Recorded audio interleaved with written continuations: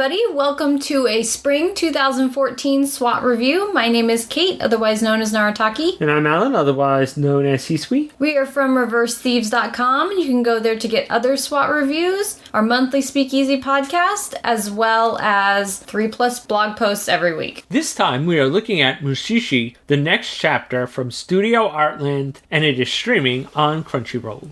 In this case, we're making a little bit of an exception because normally we don't review sequels or second seasons of things, but Mushishi, it's been a really long time since the first season, and also the way Mushishi is set up is generally sort of episodic, and this seems like a good place for people to jump on or get into the story, so that's why we've decided to do a little SWAT of it.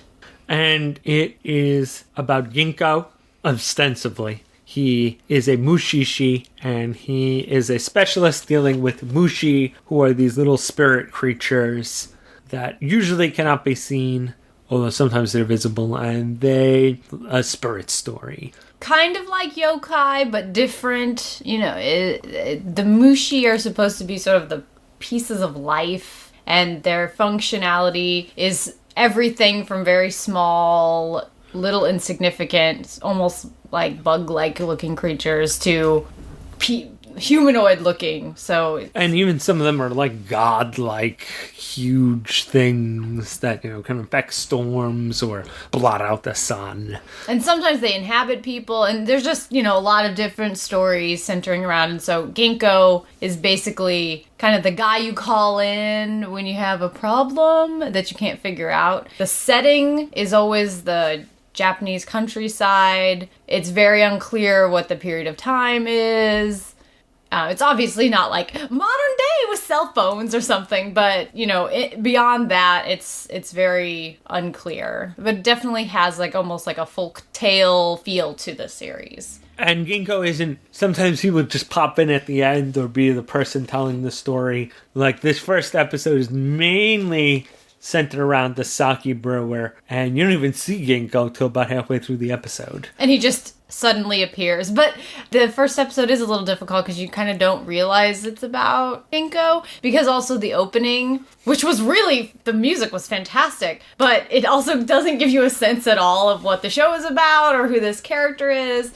But even though we are following Ginkgo, his personality and his character development isn't really a centralized plot of the series. There are little things here and there that might come up, but in general, that's not what you're watching for. Even though he's a great character, and I think as somebody who has read the series and seen the other anime, whenever he does appear, I get very excited. Like, oh, there he is! What's he gonna say? What's he gonna do? So I think you start to really sort of love him as the show goes on. But at the same time, he is a lot of times just the camera.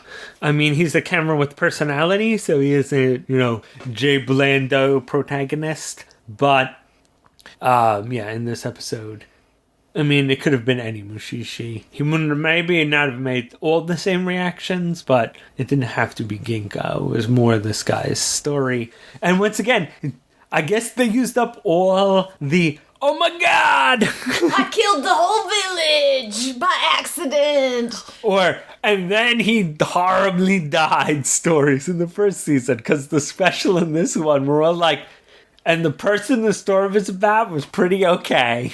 Yeah, I keep waiting for the other shoe to drop after we've been watching all these new Mushishi stories, because I'm like, oh man, so what horrible thing is going to happen? Because it's a little strange, because I always think of the series as being very melancholy and sometimes a little dark and kind of this examination of humanity, but these two episodes, not that these were not good, I especially liked the special, it's just a little bit, maybe they're lulling people into a sense of security, so when they drop, because I feel like the series does drop some philosophical ideals and just examinations of who people are a little bit more. But then again, if you think back on the first season, you remember the big drop episodes. But one of the first episodes was just that kid who had the thing in his ear that ate the sound, and then Ginkgo gets the other Mushi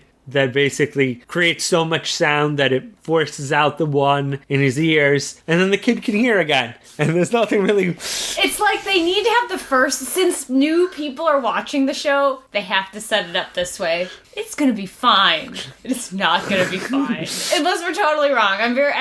I was very pleased to see it back. It looked beautiful. It fit right back in, without missing a beat, I think, of the feeling of the show. So it was a great first episode. And I do think that it's an okay place to start. I don't know.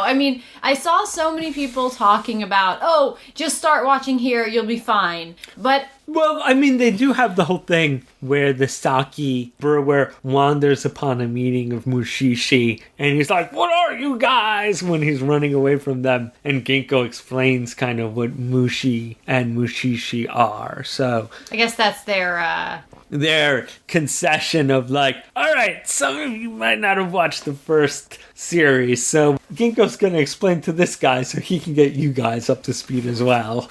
I don't know. I do think you could totally start here. I think that's okay. But I feel as though in the early episodes of the first season, Ginkgo factors in a lot more, and then that's how you get to know him a little bit better. Because I don't think that he's unimportant. It wouldn't be the same story. Because there's plenty of Mushishi in the story, but none of them are really like Ginkgo. Because we meet lots of others. And I don't think they're like Ginkgo, and so I don't think he's not important. He definitely has a distinct philosophy in his practices as a Mushishi. I don't think you would be lost by starting here. Good show. If you don't want to go back and watch the whole first season, then yeah, you can. And if you desperately need to know what's going on, you can watch the first season for free on Hulu, which we discovered while recording this podcast.